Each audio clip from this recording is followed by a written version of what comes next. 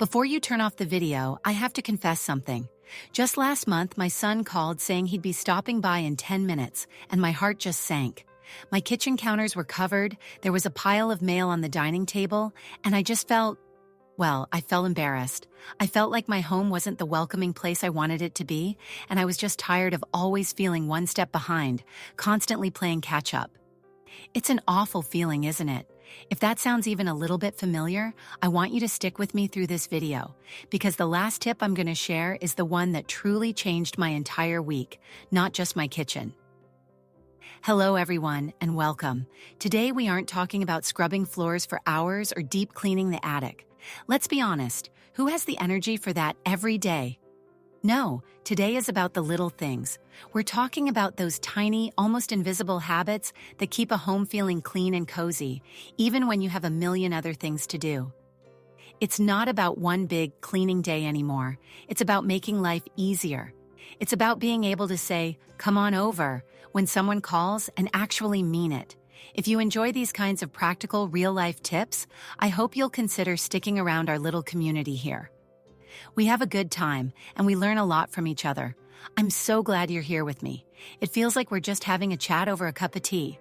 I'd love to know where you're watching from. Let me know down in the comments. It is just wonderful to see where everyone is from. It makes the world feel a little smaller and friendlier. All right, let's get right into it. The first habit is one I started doing by my front door, and it's made such a difference in how the whole house feels the second I walk in. We all do it, right? You come inside, you're holding the mail, your keys, maybe a bag from the shop, and you just drop it. You drop it on that first available surface. For me, it was always the dining room table. For you, it might be the kitchen counter, and there it stays. It becomes clutter before you've even taken your coat off. My new habit is simple. I deal with it immediately. I walk straight from the door to the little recycling bin and drop the junk mail. The real mail goes into one small specific basket, not a pile, a basket. Keys go on their hook. It takes, and I'm not exaggerating, 30 seconds. But guess what? The dining table is clear, the counter is clear. You've stopped the clutter before it can even start. It's like stopping a little mess from becoming a big, messy teenager, you know? Okay, this next one is a little game I play with myself. It's perfect for when you're waiting for something. You know, you've just put the kettle on for tea, or you're waiting for the microwave to ding or the toast to pop up. We all have those little 2-minute gaps. Instead of just standing there or pulling out my phone, I set a mental timer. 2 minutes. What can I get done? I'll quickly wipe down the kitchen counters, or I'll straighten the pillows and fold the throw blanket in the living room. Maybe I'll just gather up the 3 coffee mugs that seem to have migrated from the bedrooms and put them by the sink. It is amazing what you can accomplish in 120 seconds. But here's the part most people get wrong about this. They try to do too much. Don't try to unload the entire dishwasher. Don't start a big project. The magic is in the 2 minutes. It's just a quick reset. It tricks your brain into being productive without feeling overwhelmed. Trust me on this, it adds up. This next habit, this one might be the most important one for me. I used to wake up in the morning and walk into the kitchen and there'd be crumbs on the counter from toast, maybe a pan left to soak in the sink.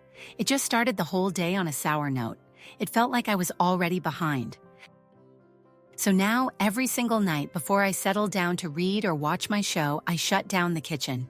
This is not a deep clean. I repeat, not a deep clean. All I do is make sure the dishwasher is running.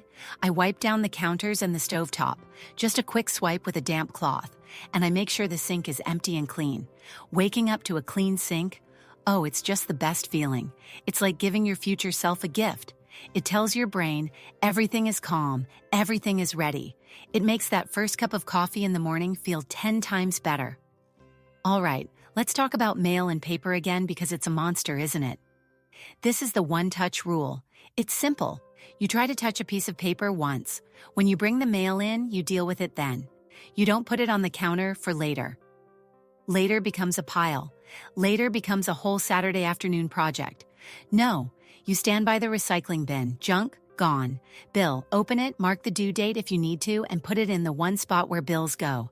Magazine, put it in the magazine basket. Done. One touch. This works for everything, not just mail. You take off your sweater? Don't drape it on the chair. Hang it up now. One touch. It takes a little practice, I'll admit, but my goodness, the paper piles just vanish. Here's one that saved my sanity, especially when my grandchildren are visiting. I keep a few nice-looking empty baskets in the corners of my main rooms, a wicker one in the living room, a little wire one by the stairs. Throughout the day, as things get left out, a pair of reading glasses, a book, the dog's toy, my grandson's little truck. I don't run it back to its home right away. Who has time for that? I just toss it into the basket. The room looks tidy instantly. Then, just once a day, maybe before bed, I take the basket and do one lap of the house, putting everything away. It's like a little delivery service. It keeps the surfaces clear, which makes everything feel cleaner. It's a lifesaver when someone says they're dropping by. This next one seems almost too simple, but it has a huge psychological effect. Make your bed every single morning. I know. Some people think, why? I'm just getting back in it. But it's not about that. It takes 2 minutes, and it instantly makes your entire bedroom look 90% tidier. It's a win. You've accomplished the first task of the day. It sets a tone. When I walk past my bedroom during the day and see that neat, made-up bed, it just makes me feel calm. It's a little anchor of order in a sometimes chaotic day. Don't skip this one. It's powerful. Let's move on to the night before prep. This is right up there with the kitchen shutdown. Before I go to bed, I think about the first thing I'm going to do in the morning. For me, it's making coffee. So I get the mug out, I put the coffee grounds in the filter. I put my little sugar bowl and spoon right there. It's all just sitting there, ready to go. Maybe for you, it's setting out your walking shoes and clothes, or packing a little bag if you're running errands. Whatever that first morning task is, get it 90% done the night before. It removes all the friction. You don't have to think when you're still bleary-eyed. You just do. It makes mornings so much smoother. It's like coasting downhill instead of pushing a rock uphill. We've all heard clean as you go. But let's be honest, when you're in the middle of cooking dinner, it can feel like one more thing. So here's how I make it work. I don't try to scrub pots while I'm also watching the onions. No, I set up my station. I have a discard bowl on the counter for all my peels, wrappers, and eggshells. This keeps my cutting board clean. And as soon as I'm done with a mixing bowl or a measuring cup, it goes directly into the dishwasher, not in the sink, to wash later, directly in. By the time dinner is actually ready, the cleanup is already half finished. There isn't a huge, daunting mountain of dishes staring at me while I'm trying to enjoy my meal. It's less about cleaning and more about containing the mess as it happens. If you're finding these little habits helpful, I'm so glad. We share tips like this all the time. Here's a habit that's non-negotiable in my house. I set a timer on the kitchen stove, just 10 minutes. Sometimes I do it right after dinner, and for those 10 minutes, I only put things away. I don't wipe, I don't scrub, I don't organize a drawer. I just walk through the house and put things back where they belong. The shoes by the door, the blanket on the sofa, the vitamins back in the cabinet, the book back on the shelf.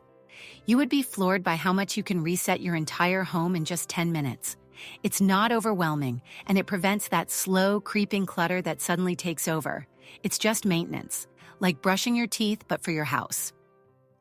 Okay, this next one saves more time on actual cleaning than all the others combined. It's my secret weapon. Tackle small spills now. I mean, right when they happen. How many times have you spilled a little coffee on the counter and thought, oh, I'll get it in a minute, and then it dries into a sticky, stubborn ring? Or a drop of tomato sauce on the stovetop that turns into a black, caked-on mess you have to chisel off later? Trust me, wiping up a wet spill takes 2 seconds. Scrubbing a dry, cooked-on spill takes 5 minutes and a lot of elbow grease. I now keep a cleaning cloth right under the sink, ready to go. The second I see a drop or a crumb, I wipe it. Done. It has cut my deep cleaning time in half, because things never get a chance to get truly dirty. Here's a quick one I do in the bathroom. I keep a container of those simple disinfectant wipes right under the sink. Every night after I brush my teeth, I pull one out, just one. I quickly wipe the faucet handle, the sink basin, and the counter. That's it. It takes 30 seconds. Because I do it every day, the sink never gets that buildup of toothpaste and soap scum. It always looks fresh. It's not a scrub, it's a swipe. And it makes the bathroom feel so much cleaner all week long. It's so simple, right? Do you already do something like this? Or is this a new idea for you? Let me know. All right, we're at the last one. And this is the one I promised you. The one that really, truly changed my whole mindset.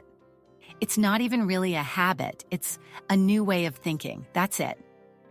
Every single time I get up to leave a room, I scan it for just one thing. Just one. Am I walking from the living room to the kitchen? I'll grab the empty water glass off the end table and take it with me. Am I walking upstairs to bed? I'll grab the newspaper that's on the chair and take it to the recycling. I don't go out of my way. I don't make a special trip. I just piggyback a task onto a trip I was already making. It's effortless, but it means that throughout the day, the house is being tidied in these tiny, tiny increments. It never has a chance to get overwhelming. It's like a little quiet helper who is always tidying up. This one habit, more than anything else, is what keeps my home feeling ready for visitors. And more importantly, ready for me to enjoy. So there you have it. You see, not one of these things takes more than a few minutes. Not one of them involves heavy scrubbing or a big, exhausting project. It's just little course corrections. It's the kitchen shutdown, the one-touch rule, the 2-minute tidy, and just leaving a room better. That's the real secret. It's not about the big, dramatic clean. It's not about impressing anyone. It's about the small, daily kindnesses you do for your home and for yourself. Homemaking isn't about perfection. Oh goodness, no. It's about creating a space that feels like a comfort, not a chore. A place that supports your life, not a place you have to constantly battle, and you can get there. You really can. It just starts with one little habit, one little 2-second decision. I hope you found a little something you can try, something that makes your day just a little bit easier and your home a little bit happier. Thank you so much for spending this time with me today. It truly means the world to me to have this community. Take good care of yourselves, and I will see you in the next video. Bye-bye.